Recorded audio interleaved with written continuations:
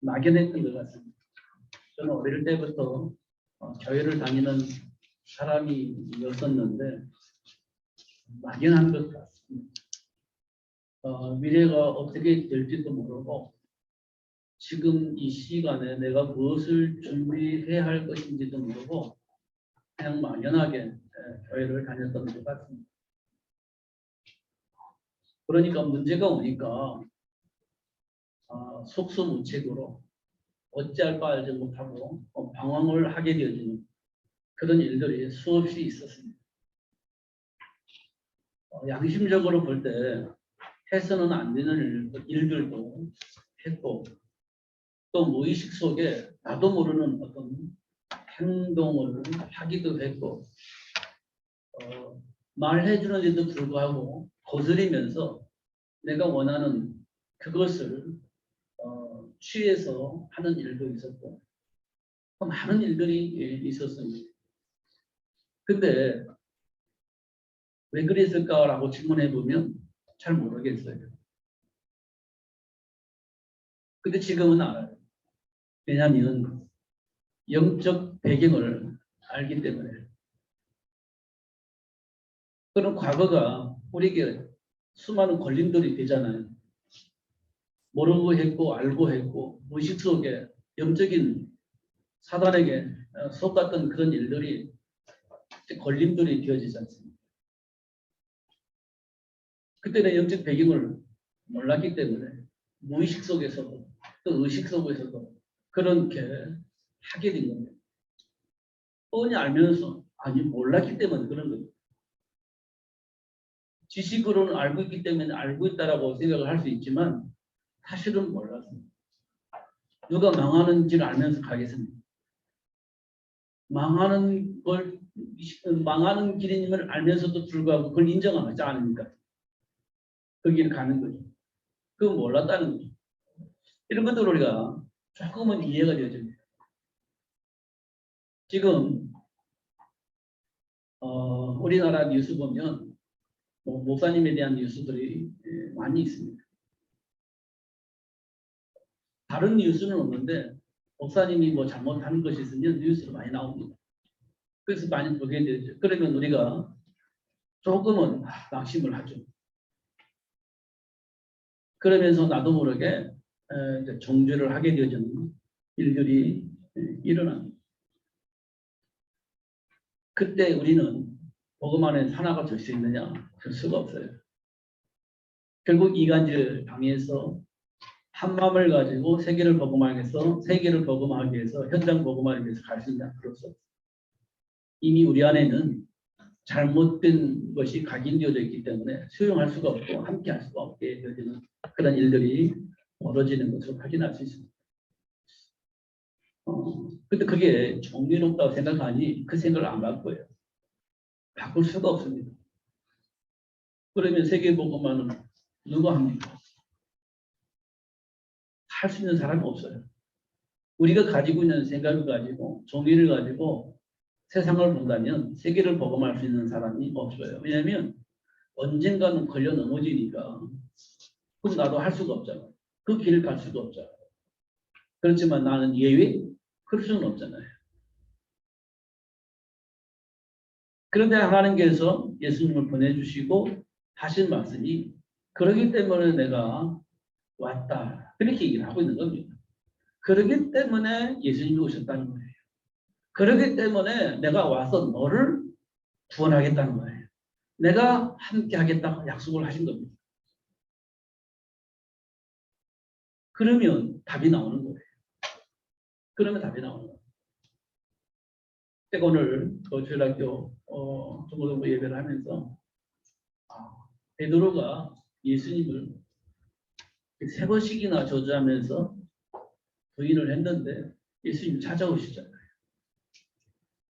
그리고 비로소 베드로가 예수님이 땅에 왜 오셨는지 알게 되어집니다. 그 예수님이 베드로의 과거를 다 용서를 하신 겁니다.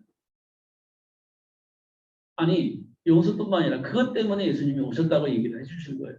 그러니까 베드로가 과거에 어떤 짓을 했든지 그게 문제가 되지 않습니다. 그 문제를 가지고 있기 때문에 예수님이 오셨고 그 문제를 예수님께서 해결하셨기 때문에 이제는 괜찮죠. 근데 모르면 그 길을 갈 수가 없습니다. 알면 그 복을 누리며 살 수 있겠죠. 이런 부분들이 이해가 돼야 돼요. 저와 여러분이 과거에 어떤 생각 속에서 어떤 삶을 살았는지 알 수는 없지만 예수 안에서 해방되어졌음을 여러분들이 아시고 해방의 기쁨을 만끽하면서 하나님이 주신 축복을 누리면서 승리하시는 여러분들 되기를 예수님 이름으로 축복합니다. 오늘 말씀은 11절에 보면 이런 말씀이 있습니다. 자식들이 아직 나지도 아니하고 무슨 선이나 악을 행하지 아니한 때에 택하심을 따라 되는 하나님의 뜻이 행위로 말미암지 않고 오직 부르시는 이로 말미암아 서게 하려 하신다 이렇게 말씀을 하셨습니다. 행위로 말미암아 선택을 받지 아니하였다 이렇게 말하면서 큰 자가 작은 자를 어린 자를 섬길 것이다. 아직 뱃속에 있었기 때문에 그들이 무슨 악한 일을 했냐 무슨 선한 일을 했냐 그렇지 않다는 거예요. 그런데 하나님께서 작은 자를 선택했다 이렇게 얘기를 합니다. 그래서 큰 자가 작은 자를 섬기게 해줄 것이다. 행위로 그렇게 됐냐? 아니다는 거예요. 선택으로 말미암아 된 것이다 이렇게 얘기를 하고 있습니다. 그러니까 하나님께로부터 부름받은 저와 여러분이 하나님께로부터 부름받았다. 다시 말하면 하나님께로부터 선택을 받았다. 이렇게 말씀을 하고 있는 겁니다. 그리고 과거에 우리가 무슨 짓을 했는지 그건 중요하지 않다. 이렇게 말씀을 하고 계시는 겁니다. 행위로 말미암아 선택을 받은 게 아니니 선택을 받았다는 것은 하나님께로부터 구원을 받아서 하나님이 약속하신 복을 받을 수 있는 자리로 옮김을 받았다. 이렇게 말씀을 하는 겁니다. 그러면 저와 여러분은요. 과거의 문제가 걸림돌이 되는 것이 아니라 발판이 되어지는 겁니다. 그렇기 때문에 예수님이 오셨고 그렇기 때문에 예수를 믿어야 된다는 말을 할 수밖에 없는 사람으로 부름을 받았다. 택함을 받았다. 이렇게 우리가 볼 수가 있습니다. 그래서 오늘 오전에도 인간의 정체성을 아는 것이 매우 중요하다. 왜 운명과 팔자 같은 삶을 살아야 되는지 그 배경을 아는 것이 매우 중요하다. 이렇게 제가 말씀을 드렸습니다. 왜 그럴까? 근데 우리는요. 여전히 내 안에 뿌리 내리져 있는 것이 정의로운 거예요. 그러니까 이 정의로움 때문에 아무리 복음을 설명해도 그건 이해가 안 돼요. 사람이 그러면 되나? 이런 생각 때문에 우리 생각이 바뀌지 않습니다. 물론 정의로운 것이 많죠. 근데 사단의 올무에 묶여 있는 사람이 정의로우면 그게 정의로운 게 아니에요. 일단 사단의 올무에서 빠져나오는 것이 중요한 겁니다. 잃어버린 정체성을 회복하는 것이 먼저죠. 그런데 그 회복이 정의로움으로 해결되냐? 해결되지 않습니다. 우리가 가끔가다 한 번씩 쓰잖아요. 우물 안에 개구리. 우물 안에 개구리. 그게 정도인 것처럼 우리는 착각을 하는 겁니다. 그러므로 우리는 정의를 외치는 거예요. 그게 전부인 것처럼 착각을 하는 겁니다. 근데 알고 보니까 사대의 올무에 갇혀져 있는 거예요. 중요한 건 정의가 중요한 게 아니라 빠져나오는 게 중요한 거예요. 그게 하나님께서 말씀하고 있는 거예요. 그리고 하나님이 그 울타리를 부수고 우리를 해방시켜 주시려고 예수님을 보내주셨고 그 예수를 알 수 있도록 원하는 자를 불러서 그 예수를 알 수 있도록 역사하셨다라고 얘기를 하고 있습니다. 그 축복을 받은 자들이 저와 여러분이에요. 과거 걸림돌이 들 수가 없어요. 발판이 되어졌어요. 그러니까 하나님이 준비한 축복을 누리기 위해서는 하나님 주신 말씀을 통해서 답을 얻어요. 아는 것이 아니라 답을 얻어버려요. 그래야 내 생각을 바꿀 수 있습니다. 삶의 체질을 바꿀 수 있어요. 답을 얻어버려야 체질을 바꿀 수 있는 겁니다. 알고 있어가지고는 안 돼요.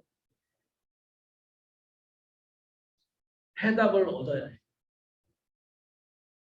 그러니까 예수님께서 사람들이 나를 누구라 하냐고 질문하지 않습니까? 그러니까 어떤 사람은 세례요한, 어떤 사람은 엘리야, 어떤 사람은 예레미야, 어떤 사람은 선지자 중에 한 사람 이렇게 얘기를 하지 않습니까?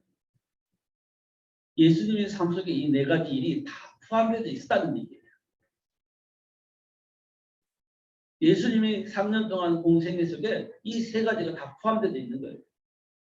세례요한처럼 정의도 있고 엘리야처럼 능력도 있고 예레미야처럼 사랑도 있고 선지자 중에 한 사람처럼 메시지도 있고 다 있는 거예요. 이걸 따로따로 떼어낼 수가 없는 거예요. 그냥 하나님과 함께하면 그런 일들이 따른다는 거예요. 하나님과 함께하면 그런 일이 따른다는 거예요. 너무나 자연스럽게. 그럼 그 축복을 얻으려면 일단 사단의 올무에서 빠져나와요. 그래서 베드로에게 예수님께서 다시 물어봅니다. 제자들에게. 그럼 너희는 나를 누구라 하느냐? 그렇게 하니까 베드로가 주는 그리스도이십니다라고 대답을 하지 않습니다. 그러니까 예수님께서 과연아 시몬아 네가 복이 있구나 이렇게 얘기를 합니다. 근데 그 복이 무슨 복이냐? 음부의 권세가 이길 수 없는 복이다. 이렇게 얘기를 합니다. 해방되어졌다는 거예요. 해방시켜 주셨다는 거예요. 그것 때문에 내가 왔다는 거예요. 그러니 네가 이 사실을 알으니 음부의 권세가 결코 너를 이길 수가 없다. 이렇게 얘기를 하는 겁니다. 세상 신인 사단이 이길 수가 없다면 우리는 완전 승리자가 되는 거죠. 세상의 임금이 우리를 간섭할 수가 없다면 우리는 완전히 해방되어지고 승리자가 되는 겁니다. 이렇게 말씀을 해주고 계시는 겁니다. 예수님께서. 그럼 우리에게 무슨 걸림돌이 있어요? 걸림돌이 있을 수가 없는 겁니다. 왜곡하는 사단이 우리를 왜곡할 수가 없어요. 속일 수가 없는 겁니다. 막강한 힘을 가지고 있는 그들이 우리를 간섭할 수 없어요. 사망의 세를 가지고 있는 그들이 우리를 간섭할 수가 없어요. 그럼 완전히 해방되는 거죠. 뭐가 문제가 될 수 있냐? 문제가 될 수 없다는 거예요. 이 일을 위해서 하나님께로부터 우리가 택하심을 받아. 근데 에이 너 그때 그랬죠. 그러기 때문에 예수님이 오셨고 나를 구원하셨고 나를 축복하셨다는 거야. 내가 깨끗하다는 게 아니고 하나님의 나를 축복하셨고 구원하셨고 어려운 사람으로 칭해주시니 나를 정죄할 사람이 없다는 거야. 너도 그런 복을 받아. 그런 복을 누려. 라고 말할 수 있는 사람으로 하나님 나를 부르셨다는 거예요. 내가 누구 말대로 막 아무리 찾아봐도 흠이 없는데 그래서 택함을 받았다는 게 아니라는 거예요. 확인해보니까 너무 정의롭고 하나님 것이 너무 착하고 믿음도 좋고 그래서 택함을 받은 것이 아니라고 얘기를 하고 있는 겁니다. 근데 우리는요. 흠이 없는 사람을 찾아. 정의로운 사람을 찾아. 조금이라도 벗어나면 견딜 수가 없어. 그게 전부 다 우리 안에 왜곡되어지게 말씀을 오해하게 만든 사단의 전략에 말려드는 겁니다. 아무리 확인해도 그런 거예요. 아무리 확인해도. 그래서 내가 뉴스를 이렇게 많이 보거든요. 근데 아무리 법으로 해도 그 사람을 살려낼 수 있겠냐? 벌을 주고 그 사람 인격을 훈련시켜서 훌륭한 사람을 만들어낼 수 있겠냐? 혹시 그럴 수도 있을지 몰라요. 그런데 사단의 올무에서는 못 벗어납니다.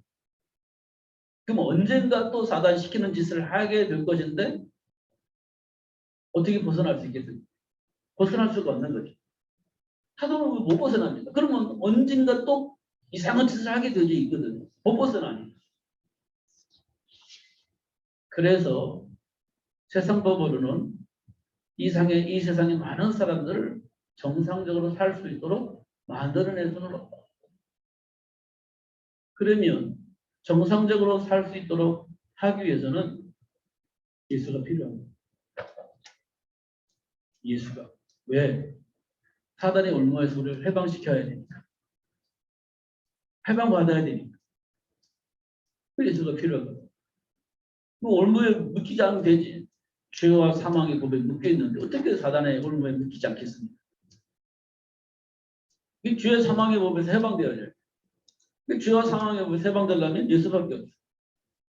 그래서 예수를 통해서는 이 세상의 문제가 해결되는 거예요. 근데 이 놀라운 비밀들이 약화되어져 있어요. 왜냐하면 세상 사람들이 그걸 원하지 않아요. 뭘 원하냐? 잘 먹고 잘 사는 거, 성공하는 거. 그걸 원해요. 위로받는 거 원해요. 치유받는 거 원해요. 그러니까 사람들이 그런 얘기를 해줘야 되는 거예요. 근본적인 문제 해결을 받는 것보다 지금 내가 가지고 있는 이 고통 문제를 해결받기를 원합니다. 그러니까 메시지가 자꾸 인간을 향한 메시지가 전달되지. 상처받은 사람, 상처 치유받아야 해줘야지.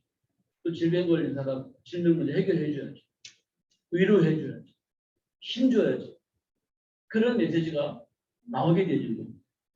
그러면 굳이 교회 안 나와도 돼요. 왜냐하면 이 세상에 수많은 훌륭한 상담하는 사람들이 많아요. 굳이 교회에 나올 필요가 없어요. 왜냐? 훌륭한 상담가들이 얼마나 많은가. 그러니까 TV에서도 상담해주고 그러지 않습니까? 그 많은 사람들 와가지고 뭐 애기 뭐 금쪽 같은 아이 뭐 이런 거 있잖아요. 그리고 아이가 막 이상한 행동을 해요. 그러면 또 TV를 통해 다 보여주잖아요. 그리고 그들을 상담을 해주지 않습니까? 부모를 상담해주고 그러지 않습니까? 근데 아이가 바뀌어. 근데 그런 일들이 뉴스는 막 나옵니다. 그럼 교회는요? 교회 나갈 필요가 없는 거예요. 그것 때문에 내가 교회 다녔는데 근데 그 문제가 해결되지 교회 다닐 필요가 없지. 이런 상황이 되어져버리는 거예요. 예수 믿는 사람들도 상담이라는 건 굉장히 중요한 겁니다. 상담을 해요. 그래야 문제가 이제 알 수 있고 해결받을 수 있으니까. 그건 정신 상태잖아요. 해결받는 거예요. 그런데 그거 해결받으면 교회가 안 나와. 예수 믿는 이유를 잘 모르는 겁니다. 자기 안에 있는 문제 해결받으려고 교회 나오는 거예요. 근데 문제의 근원은 내 안의 주인을 바꿔버린 거예요. 하나님이 내 인생의 주인이어야 되는데 마귀가 주인이 되어버린 겁니다. 그게 우리 인생의 가장 근본적인 문제인데 그거 빼놓고 드러난 문제 해결받으려고 하는 거예요. 그게 예수님께서 그러잖아요. 영접하는 자, 곧 그 이름을 믿는 자들에게 하나님의 자녀가 되는 권세를 주신다. 요한계시록 3장 20절에 그러니까 막 우리와 함께 하시려고 예수님 막 문을 두드리는데 문을 안 열어.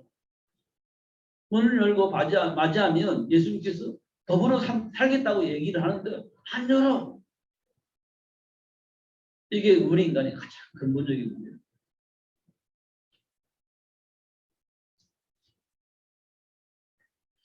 이런 부분들을 우리는 하나씩 확인한단 말이에요. 왜 사람들은 예수님 3년 공생의 기간 내내 왜 예수님을 세리요한으로 봤을까? 어떤 사람은 왜 엘리야로 봤을까? 우리가 바라는 것들이 정의로 능력이 있고 사랑이 있고 메시지 있고 그러면 됐지. 그 속에서 우리는 무조건 만족이잖아요. 그게 채워졌다 생각해 보세요. 정의롭지, 능력이 있지, 사랑이 있지. 메시지 있지. 이런 사람이 있을까요? 완벽하지. 이거 있으면 이렇게 갖춰주면 완벽한 거예요. 근데 이 완벽한 사람이 누구냐? 예수님. 근데 예수님 왜 오셨죠? 이 완벽한 삶을 누리지 못하게 만들었던 그 사단의 머리를 박살내고 이 완벽한 삶을 누릴 수 있는 신분과 권세를 회복시켜 주시려고 예수님이 이 땅에 오셨다는 겁니다. 그 축복을 누릴 수 있도록 모든 축복을 회복해 주시려고 예수님이 오셨다는 겁니다. 이 세상 모든 사람이 그 사실을 알아야 되겠죠. 아니 들어야 되겠죠. 그러면 전달자가 필요하잖아요. 그 전달자로 하나님이 저와 여러분을 선택을 하십니다. 이렇게 얘기를 하고 있는 거예요.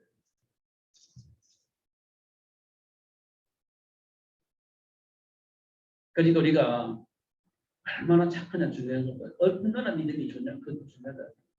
하나님께로부터 선택을 받았다는 거 이게 중요한 거예요. 왜 선택을 하셨을까요? 하나님이 준비하신 그 축복을 이 세상 모든 사람들에게 전달할 자로 그래서 생각과 삶을 바꿀 수 있도록 영향을 입히는 자로 하나님이 우리를 불러서 세우셨다는 거예요. 그 과거는요. 발판이 줍니다. 그런 사람들이 이 땅에 얼마든지 있습니다. 그런 나도 하나님께로부터 부름받아 이런 복을 받았는데 너도 하나님께서 그렇게 하실 거야. 그렇게 해주셨어. 라고 말할 수 있는 발판이 되어지게 하셨다는 겁니다. 사단은 걸림돌로 만들겠지만 하나님은 그 문제를 발판으로 삼으셨다는 겁니다. 그러니까 여러분들이 조금만 생각을 하면 좀 전환이 되어집니다. 누구든지 상관없어요. 전환이 되어집니다. 그러면서 잘 생각해 보세요. 뭐가 걸림돌이 되는 거야? 뭐 때문에 생각이 안 바뀌는 거야? 뭐 때문에 고집을 피우고 끝까지 주장을 하는 거야? 한 번만 생각해 보세요. 예수 안에서. 그러면 사실 우리는 될 수 없는 사람이구나. 알게 돼요. 절대 될 수 있는 가능성이 없어요. 확인해보면 볼수록 나는 안 되는 사람이야. 이런 것들을 알게 됩니다. 아무리 무슨 짓을 해도 안 되는 것은 안 되는 거예요. 그잖아요. 근데 그게 뭐냐? 내 생각을 안 바꾸는 거야. 하나님 말씀하신데도 불구하고 고집을 피우는 무슨 고집? 내 생각에 맞아. 내 생각은 틀리지 않아. 이 생각을 하면 하나님 말씀 안 받습니다. 그 사람은 하나님 말씀을 하셔도 자기 생각을 꺾지 않기 때문에 자기 마음대로 할 거예요. 그게 안 되는 거예요. 그걸 보고 우리는 고집이라고 하는 거예요. 대부분은 그래요. 그런 사람이었는데 자녀 삼아 주신 분 감사합니다. 정말 감사합니다. 사도 바울이 범사에 감사라고 했는데 이게 100% 이해할 수 있는 것은 아니지만 이해가 됩니다. 복음이 이해가 되어지니까 범사에 감사 이 말이 이해가 되죠. 그냥 보면 볼수록 허물투성인 것이 확인되어지고 될 수 없는 고집들이 내 안에 얼마만큼 많이 뿌리 내려져 있는지 확인되어지니까 과연 이게 할 수 있을까 누릴 수 있을까 이런 생각이 되어지니까 감사하다 이런 생각이 듭니다. 정말 감사하다. 이런 생각이 되어집니다. 그리고 가만히 보니까요. 오늘 오전에 얘기했던 것처럼 아니 그 골리앗을 이기고 나라를 구했는데 그래서 결국 다윗이 사울 왕의 사유가 됐잖아요. 그런데 사울 왕이 뭔가 이상해졌어요. 뭔가 이상해진 거예요. 그래가지고 다윗을 죽이려고 해요. 다윗은 도망 다녀야 돼요. 가만히 있으면 죽으니 도망 다녀야지.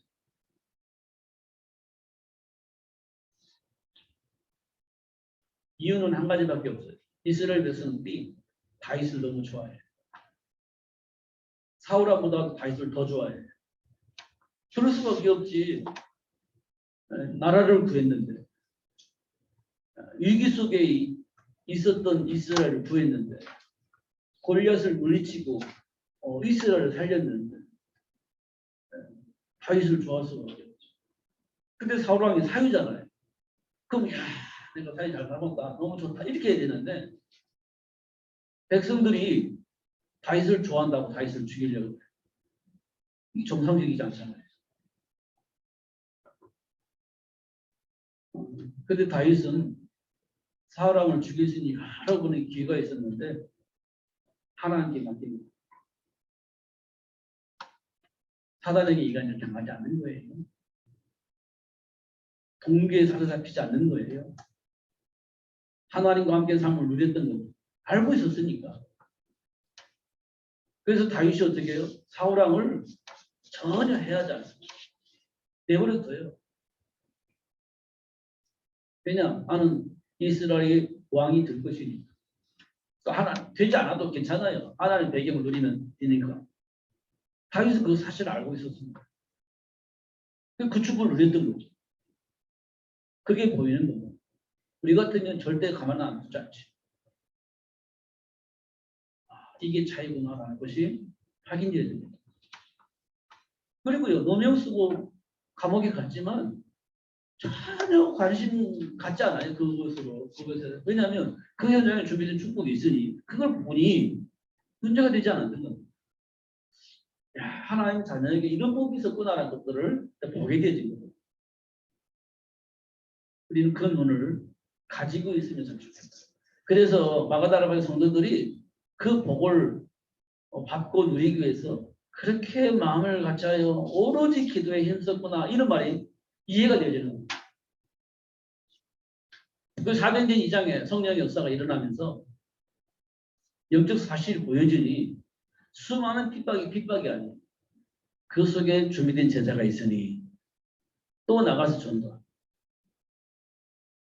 그 하나님의 계획 속에 있는 자들이 보여지니 또 전도하고 전도하면서 핍박받고 그 전도하면서 죽임을 당하기도 하고 그런데 하나님 준비한 제자 만나니 또 전화하고 하나님의 계획을 이룰 수 있는 사람이 보이니까 또 전도하고 그러다가 죽임을 당하고 그게 사도행전 2장의 역사입니다.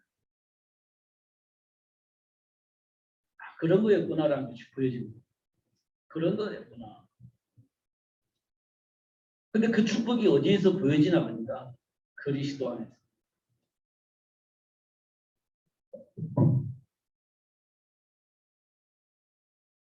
그리스도 안에 있습니다. 그게. 그리스도 안에 있는 지혜와 지식이 모두 부하 이렇게 되어 있죠. 그리고 그리스도 안에 있으면 이게 그리스도 밖에서는 이게 안 보이는 거죠. 보일 수가 없습니다. 안 보이니까 결국은 네피림 문화 속에 빠져요. 이게 안 보이니까 네피림 문화가 빠집니다. 이 네피림 문화에 모든 것이 다 있는 것처럼 착각하고 이스로 들어가 버리는 거죠. 이걸 봐야 이 시스템을 무너뜨리고 하나님 나라를 세울 수 있는데 이걸 가지고 못 보니 이스로 들어가는 거예요. 결국 우리는 어떤 삶을 추구하냐면 소돔과 고모라의 삶을 추구합니다.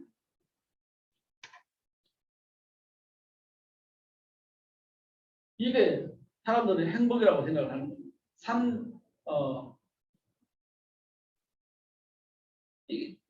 이런 삶을 추구를 해요. 이런 삶의 가치를 보는 겁니다. 그냥 그리스도 안에 있는 축복을 모르니 이렇게 사는 거죠. 이게 전부가 돼요. 지금 전 세계가 좀 이렇게 흘러가고 있어요. 변질되어져 가고 있어요. 이게 삶의 가치라는 거예요. 또 하나 우리가 눈여겨봐야 할 것이 있습니다. 그게 뭐냐면 솔로몬의 세계평화입니다. 솔로몬이 추구했던 세계평화. 이거 보니까 뭐야? 모든 걸 수용하는 거. 모든 걸 수용해요. 그래서 세계평화가 이루어진다.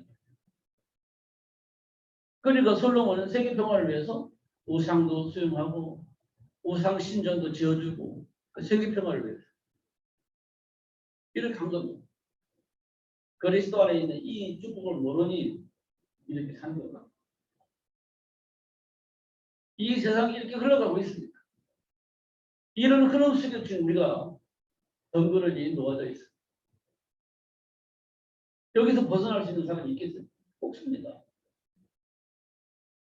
그런데 하나님께서 이런 속에 있는 우리에게 이 그리스도 안에 있는 지혜와 지식 모든 부활을 발견하여 누릴 수 있는 자로 선택을 해서 세우셨다. 다시 한번 확인을 하셔야 돼요. 오전에 얘기했던 것처럼 이 삶 속에서 확인해야 돼요. 이게 메시지로 우리가 알아들었잖아요. 이거 못 알아듣는 건 아닌데 다 알아듣잖아요. 중요한 건 현장에 갔을 때 나는 어떨 것이냐는 거예요. 현장에 가서 어떨 것이냐는 거예요. 사실 이 배경 속에 있던 것이 확인되어져야 그리스도 안에 있는 축복을 누릴 수 있고 이 축복을 전달할 수 있어야 된다는 사실을 알게 되고 전달해야 된다는 사실을 알게 돼요. 이때 우리가 뭐냐? 이걸 보고 우리는 사명이라고 해요. 사명을 받게 돼요. 그럼 되는 거예요. 이것 때문에 하나님이 저희를 부르신 거예요. 그러니까 이거 막 서로 막 지적질하지 마시고 이 축복을 나눌 수 있는 시스템을 만들어내는 거예요. 굉장히 중요한 거예요. 물론 지적질이라는 말은 정죄하는 마음을 말하는 거예요. 드러난 문제를 말해주면서 이 복을 누릴 수 있도록 말하는 것은 포럼이에요. 그런데 정죄하고자 하는 것은 지적질이에요.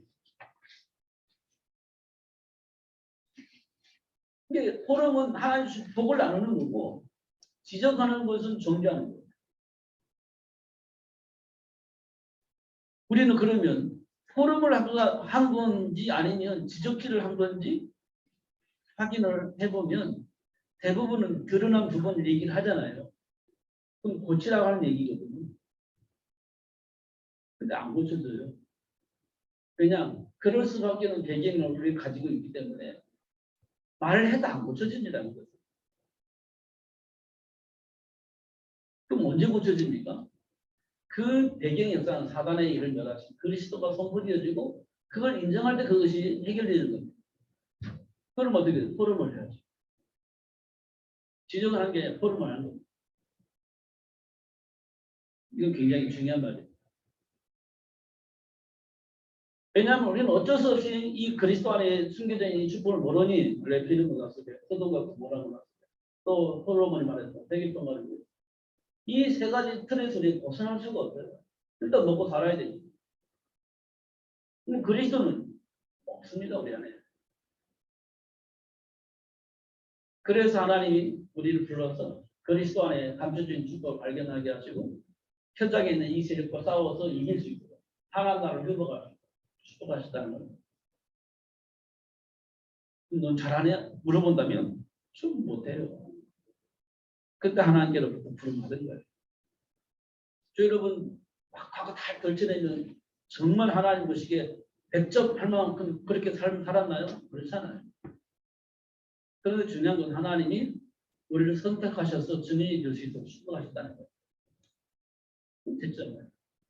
걸릴 것이 사실 없어요. 그리스도 안에.